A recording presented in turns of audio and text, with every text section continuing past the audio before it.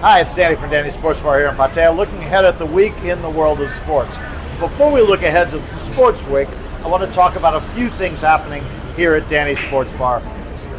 One of them is not so fun for us. The next two Saturdays, because of elections in Thailand, we're going to have to close at 6 p.m. until 6 p.m. on Sunday, which means we won't be able to show a lot of the Saturday night games or the Australian Open men's final this Sunday.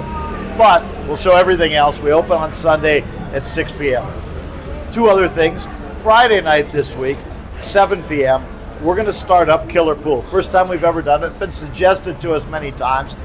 I've seen it have been used at many other bars. A lot of people have a lot of fun. We think it'll be a lot of fun. We've got two of the guys from our pool league team running the competition, and we're going to do it every Friday, starting this Friday at 7 p.m. Last thing, next week on Thursday, February 5th, we've got our next big party. My wife and I, we've been married for 19 years. We want to celebrate and we want to have everyone over. We're going to have free food. We're going to have music. A lot of fun. Please put that on your calendars, February 5th. Oh, one last thing, Super Bowl. That does fit into this week in sports because Sunday we found out who's going to be in the Super Bowl. It's going to be the Seattle Seahawks against the New England Patriots. A rematch of a game from 13 years ago, which ended, it was really an exciting game, ended with a bad decision by the Seahawks coach at the time, Pete Carroll, trying to throw a pass, was intercepted, ended the game, the Patriots won. Well, none of the players from that game, none of the coaches from that game are still around now, but it should be an interesting game. The Patriots had just a big bounce back season and ended up winning the AFC in the snow on Sunday in Denver. The Seahawks, they were the top seed in the NFC, and they won a fantastic NFC championship game against the Los Angeles Rams on Sunday. They have quarterback Sam Darnold, who of course resurrected his career last year in Minnesota, had an even better year this year with the Seahawks. So that game, the Super Bowl, will be here in Thailand the morning of February 9th, Monday morning, February 9th, 6:30 a.m. kickoff. Of course, yes, we will have it, our 8th annual Super Bowl party. We are taking reservations for it. Our cashier has a seating chart.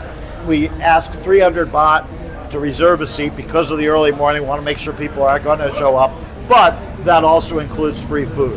So we expect it to be full. All our Super Bowl parties so far have been. So anyway, those are the things coming up at Danny's. Now this week, and it's an interesting week. We'll start off with the Champions League Wednesday night. It's the final day of the league stage of the Champions League. And what that means is all 18 games will kick off at the same time. 3 a.m. Thailand time. Yes, sorry, it's really late, but they're really important games. Not for everybody. Arsenal's already secured their spot at the top of the league stage. Bayern Munich pretty much sure to be second, but every other spot is pretty much up for grabs. Teams trying to secure a spot in the top 8. Tottenham Hotspur, Liverpool, Newcastle, Chelsea. If they win, they'll be in. Chelsea and Newcastle in particular have difficult games. Chelsea is away to Napoli, which needs a win to stay in the Champions League. Newcastle are away to Paris Saint-Germain, the defending champions, who need a win themselves to get into the top 8. Manchester City at the moment outside the top 8, but a win could very well put them in it. Why do you want to be in the top 8? Because you then avoid the playoff round. You go directly into the round of 16 once we start the knockout tournament to lead to the Champions League final. Also, you want to finish as high as you can because the seeding for the knockout tournament is all based on how you do in the league stage. So these games really important because it's really bunched up. Anyway, that's the Champions League. Premier League, it's also kind of bunched up, but not all together, bunched up in a couple different places.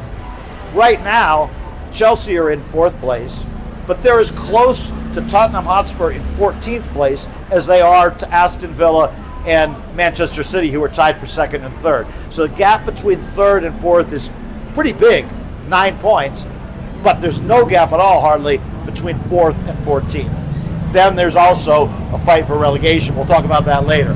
But let's talk right now about the top of the table because there's some interesting games this weekend. We won't be able to show Leeds against Arsenal on Saturday night. We obviously were closed for the election.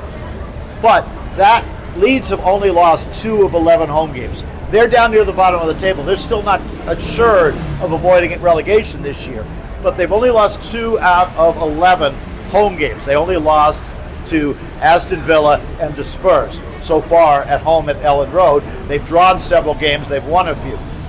Arsenal defeated Leeds 5-0 when they played the back of the Emirates Stadium earlier this season. But Arsenal, after losing to Manchester United on Sunday night, could really use a win. So they go to Leeds looking really big hard for a win on Saturday. If they weren't to get it, Arsenal at the moment going into the weekend have only a 4-point gap over Villa and Manchester City right now. Manchester City on Sunday night, and we will be showing this game, will be playing Tottenham Hotspur at 11:30 p.m. on Sunday night in London. Now, right now, the way Tottenham are playing, you would say Manchester City would be a big favorite in that game. 2 things about that. One, in January, Manchester City went 4 games in the Premier League without a win. They finally broke that string with a 2-0 win against the team in bottom of the table, Wolves, last week in Manchester. The other thing about it is, in Pep Guardiola's time at Manchester City, the team that arguably has given him the most trouble is Tottenham Hotspur. For whatever reason, they beat him already once this year up in Manchester. They've won 10 times against Pep's Manchester City. No one has won more than that. Manchester United and Liverpool have also won 10 times, but Tottenham won 10 times in fewer games.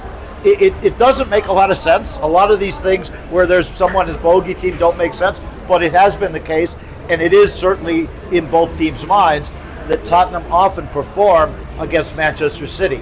So that is a big game. Also on Sunday, earlier than that, 9 p.m., Manchester United will be playing against Fulham. Now, as I said, Manchester United beat Arsenal, and before that beat Manchester City, 2 games under their interim manager, Michael Carrick, and they performed really well in both of them, but those were big high-profile games. Manchester United in the past sometimes have a history of performing well in the high-profile games and then not so well when it comes to a lesser opponent. And Fulham are a dangerous team. They win some games you don't expect them to. They're higher in the table than you probably thought they were. So that's not an automatic win, but we'll see if Manchester United really are revived under Michael Carrick. Maybe they go on and win that game convincingly too. So we've got, even though we can't open from 6 p.m. Saturday to 6 p.m. Sunday, we've got a lot of sports when we can open. We also have on Saturday afternoon the Australian Open Women's Final. That'll be at 3 p.m. So that's what's going on this week here. Come join us. Remember the Super Bowl. Get your reservations in. Remember our party on the 5th. And remember that we'll be closed from 6 p.m. Saturday to 6 p.m. Sunday because of the election. Come see us here at Danny's.